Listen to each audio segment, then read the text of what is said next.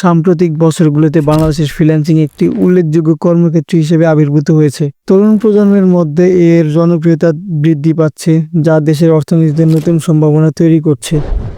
আজ আমরা জানব ফ্রিল্যান্সিংয়ের সুবিধা, চ্যালেঞ্জ এবং সফলতার টিপস সম্পর্কে। প্রথমে এই ফ্রিল্যান্সিংয়ের সুবিধা সম্পর্কে বলি। স্বাধীন কর্মপরিবেশ।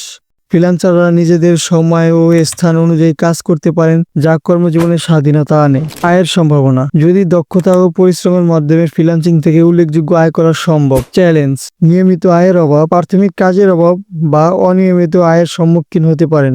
প্রতিযোগিতা।